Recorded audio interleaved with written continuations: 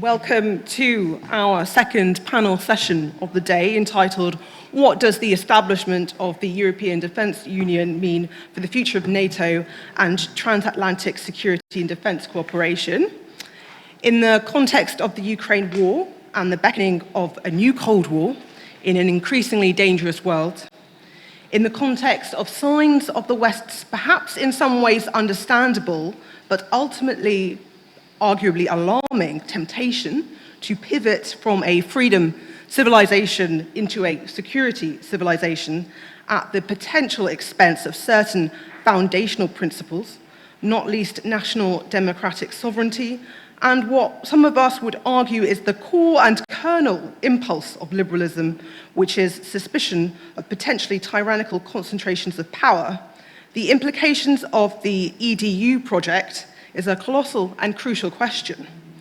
With our fantastic panel, I think we can look forward to a spirited and stimulating session. So joining me on the panel this morning is Dr. James Carafano, again, the Senior Counsellor to the President of the Heritage Foundation. We also have Ben Oni Ardelean, Member of the Romanian Parliament and Deputy Chair of the Foreign Commission of Romanian Parliament and a member of the delegation to NATO.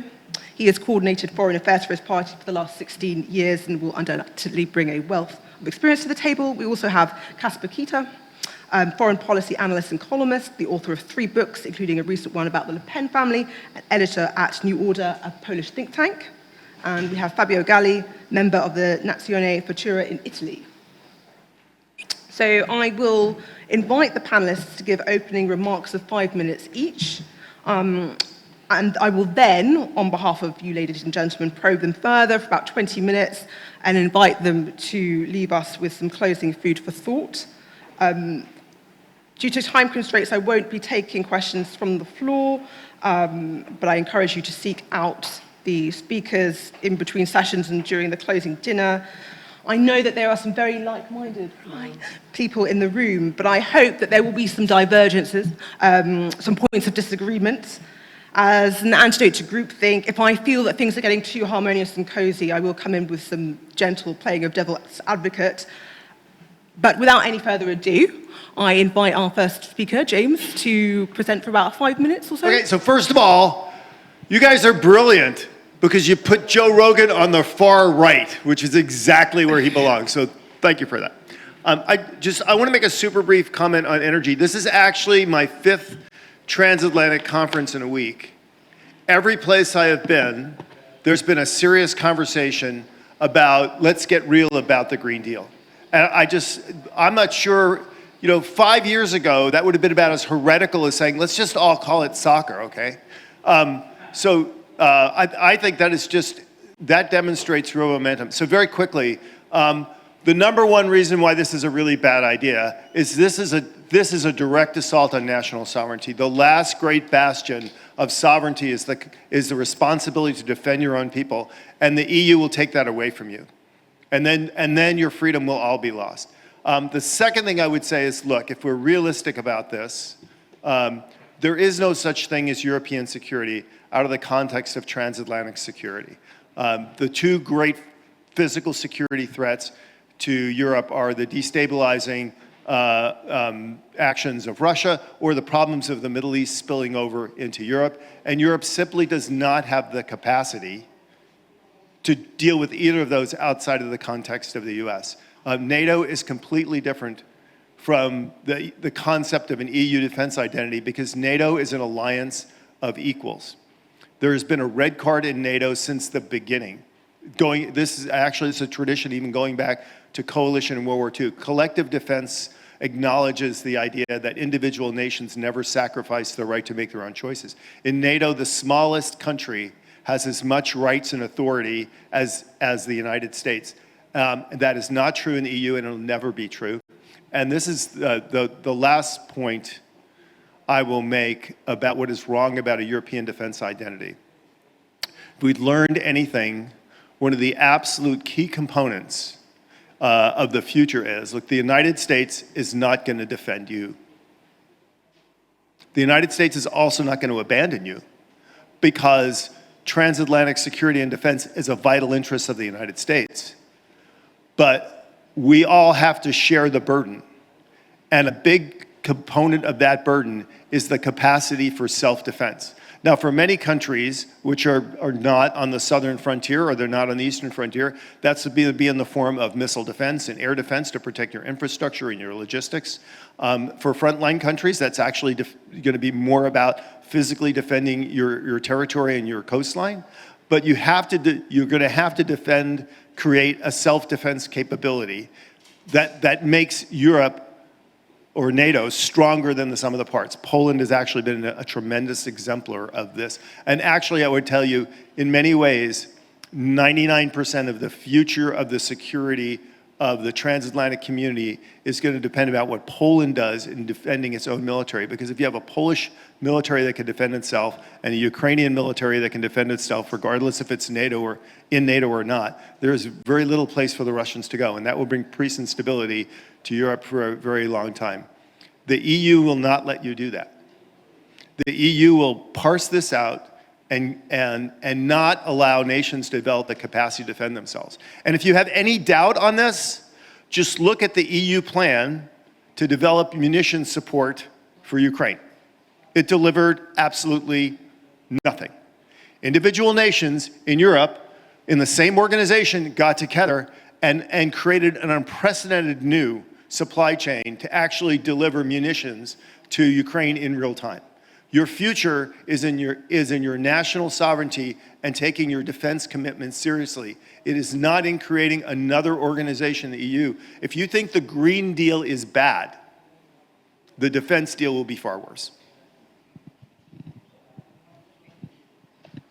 Thank you so much. Very much appreciate. First of all, let me congratulate the president of Ordo, Iuris, for this excellent event. I think it's very important to get together and think together and talk and network, because I think right now we are under a big attack as people of faith, as people that we want our countries to be stronger and our security to be stronger. And I think all of those things are motivating us, and it's very important to bring us together in order to talk and see what we can share together. I'm very honored to have Dr. Carafano here. I'm reading every single piece of email that you are sending with information, because I think it's very important. And I don't want to repeat what you said, but I totally agree with what you've been saying about the defense.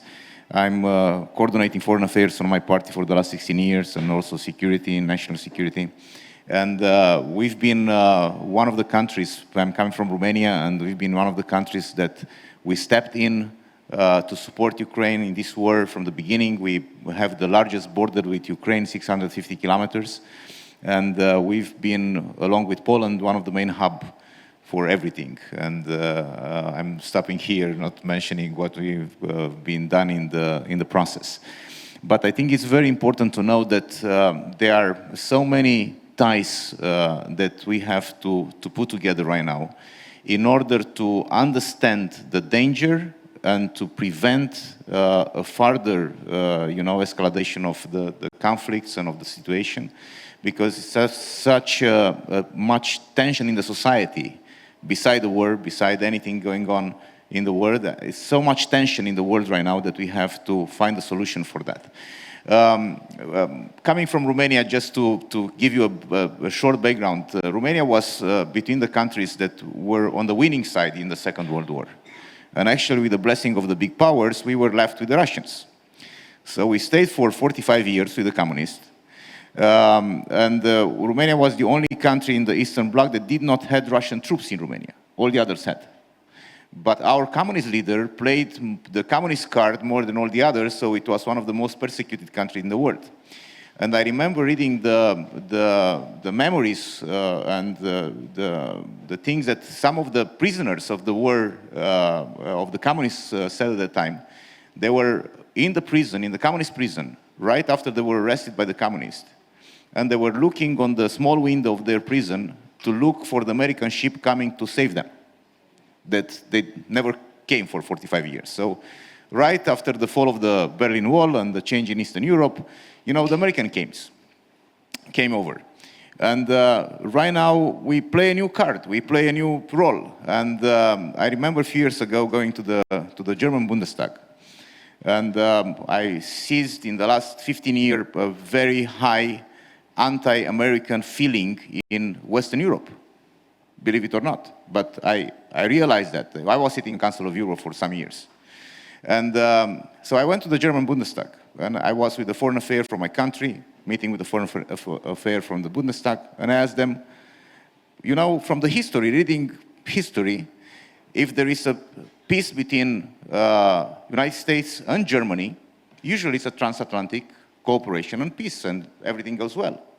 And the chair of the committee said, you know, we're going to make peace after Trump.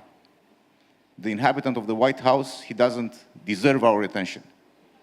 So just to mention this is the starting point of a big, you know, conflict that we don't very much understand. For Romania, to be very clear, the only anchor of security right now is United States, and then NATO.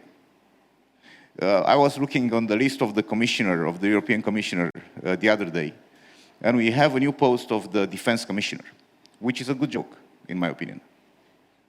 The European Commission, in the last few years, they were not able to have a common foreign affairs declaration. They were not able to make it.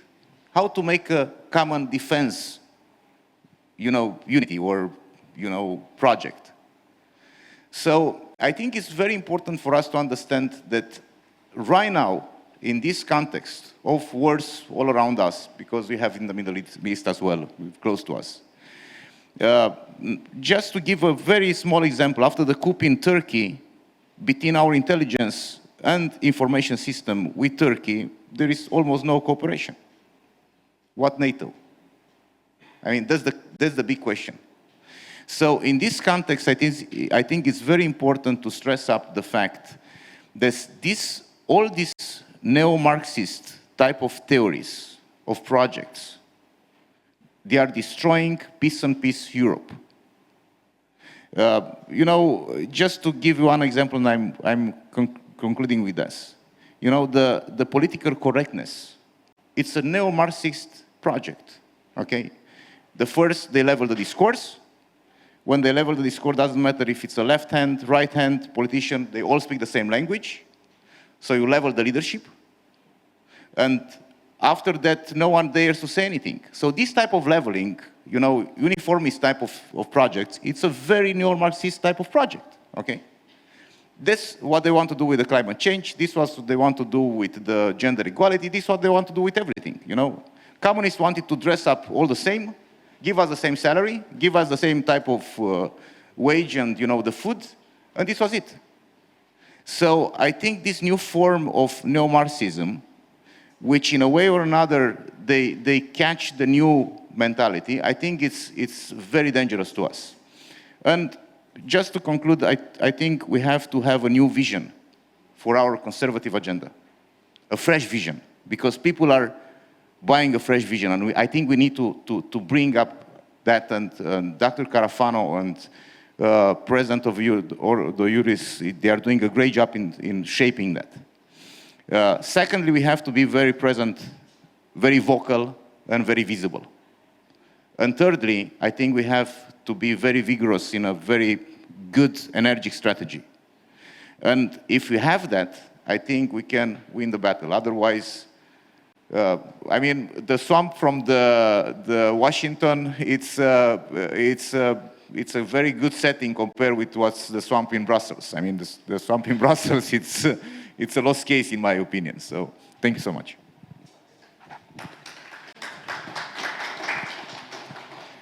Okay. First of all, I would like to thank all the organizers. It's a pleasure and an honor for me to be here.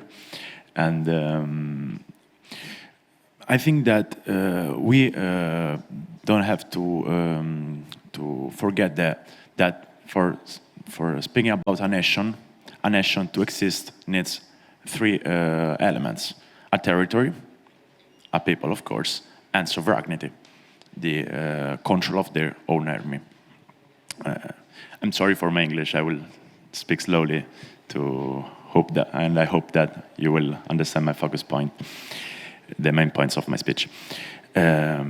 If we will have a common army, obviously sovereignty, we will lose our sovereignty. I think that someone in Europe, in the EU, some Marxist bureaucrats not elected by people, just is looking to China as a model. That's the big problem of our institutions. There are many people who look China as model. We always have to don't forget that the biggest enemy of all the civil world is China. And one other thing that, in my opinion, we have to remind. Now we have to think about new, fresh ideas. We cannot be stuck in last century, and we have to, as European nations, grow up. In a world in which all the countries, many countries, as Pakistan, UK, of course, have nuclear warheads, we cannot be stuck, and many of the biggest European countries don't have nuclear warheads. If Pakistan has nuclear warheads, why Poland, Romania, Italy cannot have nuclear warheads to protect themselves in this world?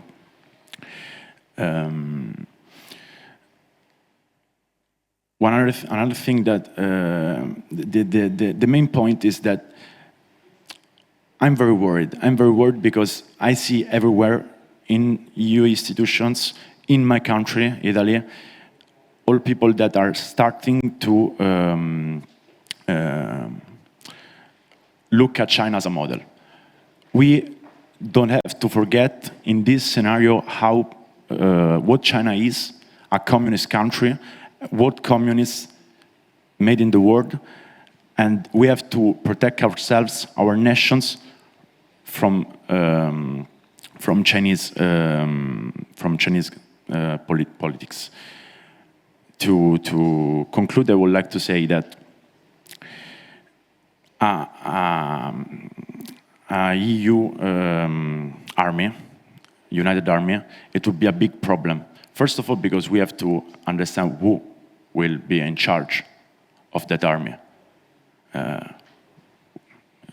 We cannot know, probably France, because they have nuclear warheads, but how each country could trust about another country about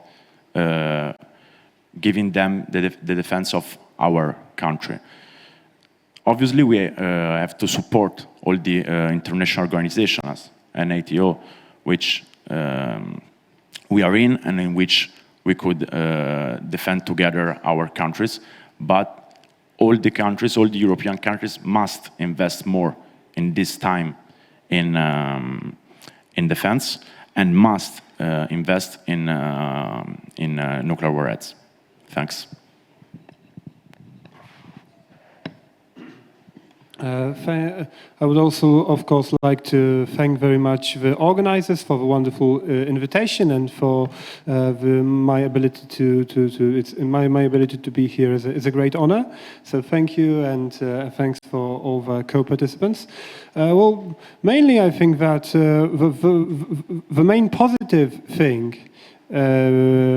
All the other speakers have been very negative, so I will try to point out a good thing is that during the last 2 years, many people in Western Europe who didn't treat seriously, for example, when President Trump pressured them to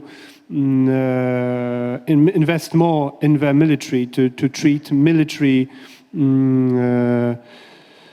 as a serious problem for the 21st century, to treat their own security seriously, to try to invest more in their own armies, to pay more, pay a larger part of their budgets for military equipment, etc. the Russian invasion obviously helped in making a lot of these people more realistic, brought them down to earth, even though we know that up to the final point, a lot of these people were still up in the fantasy world. Like, we know, for example, that just 2 weeks before the invasion, the then French presidency of the European Council was Foreign Minister Le Drian, etc. And President Macron, they were telling other European countries that there will be no attack because the Russians have negotiated and President Macron negotiated and Putin will de-escalate. So obviously what happened next helped more Europeans grow more serious about developing their own military, which is, I think, crucial not only because of the fact that we are threatened by Russia, but also because of the fact that obviously the Americans have many theaters in which they are engaged. The Americans have their own domestic pressure not to get engaged into unnecessary wars, and they also obviously don't like this feeling of paying for others' security without getting much in exchange.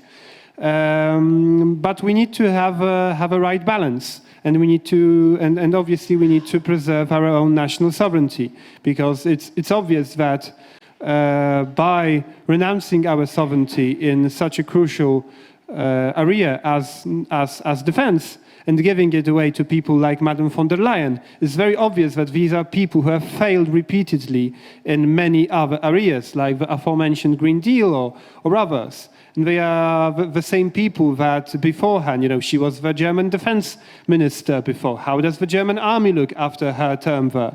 It's quite obvious that it is not in a good shape. So giving new, fresh, even sensible, fresh ideas managed by unserious people can bring bad consequences. And this is another reason why we should never renounce our defense capabilities to bureaucrats from Brussels, etc. But at the same time, I think that it is a positive development that more people in Europe think about developing their own military industry, and we need to manage it so that it would be complementary towards the Americans, towards NATO, and not something regarded as opposed one to another. But at the same time, from our Polish perspective, it is crucial that we preserve our own sovereignty and our own military might, because at the same time, at the end of the day, what matters is actual military power, actual power to have people, soldiers, equipment, and the capability to defend yourself. Also, your civilian population needs to be trained to defend yourselves in a case of attack. If you want peace, you need to prepare for a war. It is as the great Romans from the great Italy said, "Si vis pacem para bellum," and we need to try to steer this reawakenment of some people in Western Europe to the fact that they need to invest in their own military, in their own security, and not just in LGBT or green or whatever other ideological fantasies, because it is something, I think, positive, bringing them down to earth, to actual problems that actually exist and not the fantasy pony world. But we need not give them our own sovereignty. So let's just kick off with the questions. I invite, because we've got 2 mics, I invite people to pitch in, unless I specifically sort of ask that. I'll come to you, James, on the America stuff a little bit later on. But I'm going to kick off with a philosophical question, if I may, to begin with. And does the panel see the European Defence Union dream as a betrayal of the ideal of the EU, or the project taken to its final logical extreme. On the one hand, the EDU might be interpreted as the antithesis of the project as originally conceived, as an attempt to garner lasting peace in Europe through EU integration and mutually beneficial trade. On the other hand, some might say that the EU does seem somewhat to be in the spirit of the original vision of some of the original architects of the EU, thinking about people like Alexandre Kojève, the idea of recreating this European civilization that was independent of both Moscow and Washington. Seems like a European question. Yeah. No. I'm Italian, but I have a blue passport. Yeah. As I mentioned before, I don't believe in this project at all. I don't think the democratic world and the consolidated democracy have to fight together for their own good and for their own way of defending themselves, projecting their economy, projecting their well-being, and so forth. The old Republicans had a saying, which I was very much in agreement with that for so many years. Never trust the terrorist and the communist. So I do have a problem here also with the former communists and with the new communists, with the neo-Marxists. And that's my huge problem, because I don't trust them. There is not a trust here. The problem is, and if I want to make just one observation, which is my own experience. It was on the 8th of December, just before the war started in Ukraine. And a very high official from the United States came with it was the director of the region from the Department of State, and he made a quick tour, 7 countries in 4 days, and he stayed in my country 6 hours. Out of those 6 hours, he stayed with me about 3 hours. And we've been talking. I told him all our secret services are informing us that the Russians were going to attack. And he said, no, we negotiated, everything will be fine. 3 months later, the Russians went in Ukraine. Why I'm telling you this is that, I read an interview of Viktor Orban some months ago, and he was asked by the US moderator, but do you tell those things to the Americans? And they said, yeah, but they always have this argument, we are bigger and we know better. So this type of argument doesn't work. But on the other hand, I think we have to be more vocal, as I said before. We have to present our arguments. We lived under the communists, those from Eastern Europe. We know how they are. We don't trust them. Russians, Chinese, as my fellow panelists said, they know only one language, the force language. They don't know other languages. And so when the change of the administration, of this new administration in the United States came in 2020, I tried to figure out what's the policy of foreign affairs and defense. So I just couldn't. I mean, I realized that what they want to do is they want to isolate China and make friendship with Russia in order to isolate China from Russia, because Russia cannot be ever, in my opinion, a big superpower, because they need one thing, which is economy, and they miss that. Okay, they don't have the economy. They send the tanks, and the tanks doesn't have any more gas. So they send the soldier, and they don't have any more food. So trying to isolate them, it was a good economical idea, but it was a very bad and worse security, strategy, because the Russian got closer to them, and then they jumped to their throat. It was like, in the outskirts of the streets, So that's what they did, the Russians. They know this very well, and they know how to trick others, and they know how to dissimulate, and they know how to lie. That's the best they know. Those are the values that we lived under the communists, okay? They know only one language, force. And just to end up with this example, with Trump, when Erdogan started to shout that he needs that preacher to be sent from the United States to Turkey to put him in prison or whatever, to kill him, Trump wake up in the morning and wrote on a Twitter, from this morning, all the exports from Turkey to the United States, steel, that and that and that, will be taxed 300 times. The Turkish lira dropped 75% in a few minutes and never recoup it. Okay? So this type of attitude, I think we should have with terrorists and the communists. Thank you.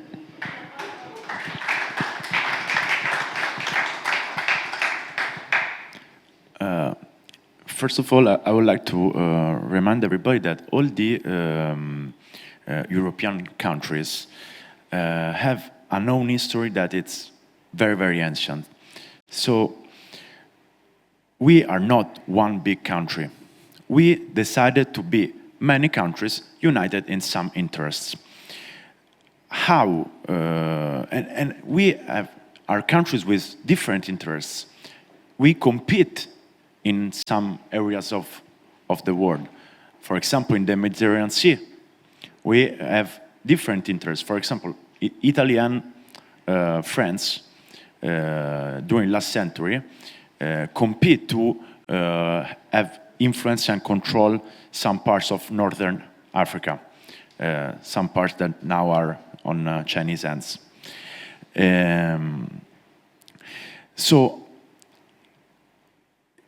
it's impossible to have a common army because we are different. We have different interests. We need to compete to improve our countries. Our histories, the great history of all the European, not all, many of the European countries, is based on competition between themselves. Obviously, now we are in a different time, in a different era, so the competition is not war, but it's economical competition. And to compete, we need, for example, to compete in geopolitical agreements, we need to compete about having the best army. To protect ourselves, we need to compete to improve our national armies. Just with this treaty, we could make a EU stronger and our country stronger and obviously independent. That is the first thing. We've only got a few minutes left, so I do want to move on with the questions a bit. Casper will make sure we have opportunity to speak. But I want to get James in a bit and ask about the American perspective, because the basic geopolitical premise of the EDU does seem to be this idea that Europe needs to stand on its own 2 feet, and it cannot continue to rely on the United States. And there is this question in Washington about overextension, with America being put under pressure to be the policeman of the world, Israel, and the need to pivot towards Asia. So is it not a good thing that Europe wants to build its own massive security force? No, because it's going to actually mean a less secure Europe. 2 things. First of all, pivot to Asia, longest joke ever, right? The Democrat, Republican, it does not matter. There is never going to be a pivot to Asia for the simple reason there is nothing to pivot. 70% of the US Navy is in the Indo-Pacific.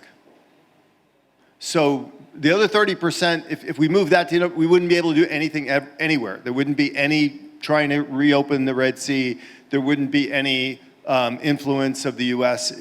So the Navy's already, we need more Navy, but that's only going to come from us building more Navy. The US Army, 90% of the US Army is permanently stationed in the United States. And it's going to stay that way because we don't have enough Army to pre-position significant amounts in any theater. We have to flex it. The Air Force is positioned globally, which is irrelevant for the United States, because the United States is perhaps the only nation in the world that has an Air Force that deploys globally. So it doesn't matter where our Air Force is. As a matter of fact, it's advantageous that it's actually spread around because it's more resilient and secure. It can also get to places faster. The Space Force, it's in space. Can't pivot, sorry. Like the reality is we have 3 theaters. We do not have enough military capacity to decisively engage in all 3 theaters. That's, you just have to count, right? so we have to prioritize. Here's where I think people just get to be stupid. Some people will prioritize, but we'll abandon Europe, right? You guys figure it out for yourselves. We'll abandon the Middle East. Look how well that's worked, right? And then we'll just all run, I guess, and stand in Guam. That's stupid, right? I mean, you cannot prioritize by abandoning vital interests. And our vital interests include a stable Europe and a stable Middle East. We've been through this. I'm glad we're not in Berlin, because here I can make this a comparison. It's okay. We faced this situation in World War II, right? And we came up with a sensible strategy, which is defeat Germany first. Okay, that made perfect sense. The first year of the war, that the United States was in the war, we sent more men and material to the Pacific than we did to Europe.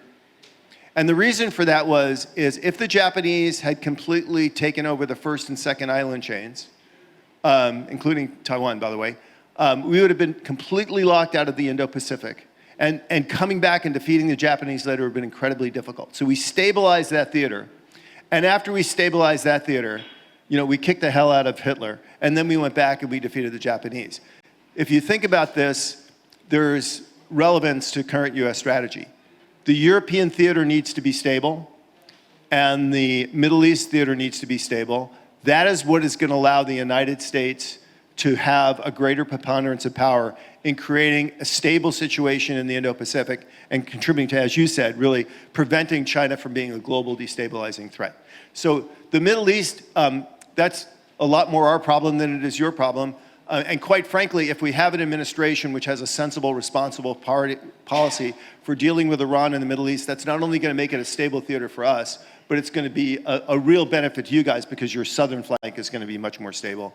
But here, again, what we need is a strong frontier, and the US can be a contributor to that. And if the nations in Europe do what they've now recognized, which Donald Trump, by the way, said years ago you need to do, which is stand up and contribute to your national defense capabilities at a responsible level, that is going to be more, if I just have 2 seconds to explain this, right?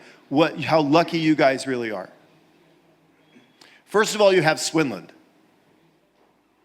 That's Sweden and Finland, right? So you add Sweden and Finland to NATO. You have Sweden, Finland, and Norway on the northern flanks. That's 1,000 kilometers of more territory that the Russians have to worry about. That is a massive strategic problem for the Russians that they cannot match.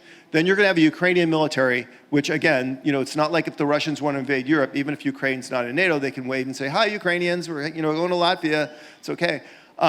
You've got a massive Polish military. You've got a Romania that's a powerful anchor on that flank. That frontier is more defensible than the NATO frontier was during the Cold War. You have more strategic depth, and the correlation of forces are actually far better today with that array of forces than it was when I was standing in West Germany, waiting for you guys to come in and get us. And it's going to take years for the Russians to rebuild any serious offensive military capacity that would scare NATO. We are on a path to a stable future. And I'll just end on this, because I will answer that one question is, the vision was a Europe whole, free, and prosperous. Nowhere in that vision statement was there a statement that says we have to build a European institution which has to govern all of us and tell all of us what to do every day and whether we can peel our caps off our water bottles or not, right? So, like many of the things where the communists took common sense ideas and they appropriated them, everybody should be good, and that became, you should all be slaves. I fear that the European institution has taken a truly noble vision of a Europe whole, free, at peace, and prosperous, where nations can compete with each other without fighting each other, and they've perverted it into an idea like, give us all the power and we will make all the decisions. Just a quick follow-up before I come to Casper to give the final word. Soon America will elect either Kamala Harris or Donald Trump as the next president. And based on what we know about their defense policies and general temperament, how do you envisage the EU's military ambitions to be received in Washington in coming years, depending on who gets the job? Yeah. So first of all, I'm not a Republican. right? I don't have a dog in this fight. I will tell you very candidly, I think Donald Trump will be way better for Europe. He will create a way more stronger and coherent, because he's not just a realist, he's also realistic. I also would say, look, I don't think any administration, Republican or Democrat, is going to abandon Europe. My sense is a Harris administration is going to be reactive. She's an untested leader, and the first thing that the Russians, the Chinese, the Iranians, and even some allies are going to do is push a lot of buttons to see what she actually does. They aren't committed to defense. I think if the defense, our defense investments will actually go down over time, and that will put greater strains on the thing I just talked about. On the other hand, if there's anything Trump believes in, it's peace through strength. And he believes in working with allies who are serious about their partnership. So and you know, it's funny because I go to many European places and they all say, well, Harris will be better for Europe. And I think, if I could say one thing, I think that's simply absolutely wrong. If you want a Europe that is whole, free, prosperous, and at peace, the better bet is Donald Trump. And if we were objective about the Trump 4 years as opposed to the Obama 8 years or the Biden 4 years, objectively, if we take out the orange hair and everything else, you know, we don't like, it's objectively true. He was better for Europe. Brilliant. And, Casper, I mean, there are those that would argue that the Ukraine war has brought NATO back to life, given it renewed purpose. There are others who would argue that it has merely exposed the quote-unquote brain-dead nature of the organization, you know, having allegedly contributed to the provocative eastward expansion in 1997, etc., etc. Is NATO not tarnished by its reputation as an instrument of US imperialism? Is it not time for something new, like the EDU? Well, the problem is that the alternative projects do not have real strength behind them. And as all the other co-panelists said, what actually matters is actual strength. This is the crucial thing at the end of the day. But I think also from our point, what is very important is to understand what lies behind such alternative projects and to use it in a better way. For example, when we have the French who would always love to have the strategic autonomy, they would love to not feel as subjugated by the Americans. They would be receptive to this idea of Europe dominated neither by Russia, China, nor America. Well, we need to engage them in a respectful and serious way, for example, in our region, so that they would feel that they are part of the solution, in the sense that we would cooperate with the military, we would buy some equipment from them, we would cooperate in other ways. And similar, we could use, for example, the German industry for good reasons, like creating more military equipment, but so that these countries do not feel that this is a binary choice between either feeling subjugated by the Americans, being part of NATO imperialism, or, as you mentioned, but at the same time, or going full on cooperating with Russia. I think that we should strive to find a balanced way that they would feel respected, and we would use their resources in a way that would be mutually beneficial.